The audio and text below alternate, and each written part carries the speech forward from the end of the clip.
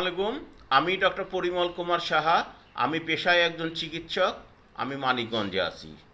আমি চিকিৎসা ফাউন্ডেশন বাংলাদেশ কর্তৃক আয়োজিত ফিমেল ওয়েলনেস এডুকেশান প্রোগ্রাম কোর্সের একজন শিক্ষার্থী। আমার রোল নম্বর 052509।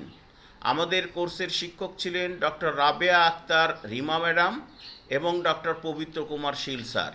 আমি তাদেরকে আন্তরিক ধন্যবাদ জ্ঞাপন করছি এই কারণে, তারা অত্যন্ত আন্তরিকতার সাথে আমাদের কোর্সের প্রত্যেকটা বিষয়বস্তু বাস্তবমুখী উদাহরণ দিয়ে বুঝিয়ে দিয়েছেন।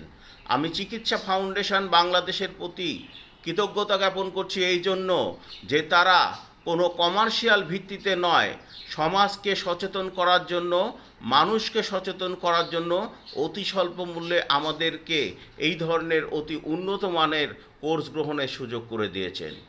আমি এখন নারীদের মানসিক রোগ সম্পর্কে আলোচনা করব।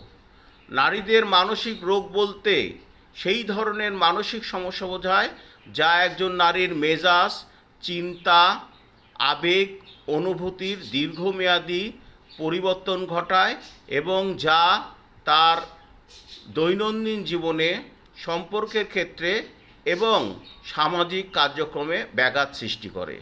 যেমন anxiety, depression, post traumatic stress disorder, bipolar mood disorder ইত্যাদি। আমরা যদি মানসিক রোগীর সঠিক সময়ে চিকিৎসা করি তাহলে এই রোগ সম্পূর্ণরূপে ভালো হয়ে যায়। আর যদি আমরা অবহেলা করি তাহলে পরিণতিতে দীর্ঘমেয়াদী অনেক মারাত্মক জটিলতা হতে পারে। সুতরাং আমাদেরকে মানসিক রোগীকে বা মানসিক রোগকে অবহেলা না করে সঠিক সময়ে সঠিক চিকিৎসা গ্রহণ করার জন্য সঠিক চিকিৎসকের কাছে আমাদের যেতে হবে। ধন্যবাদ সবাইকে।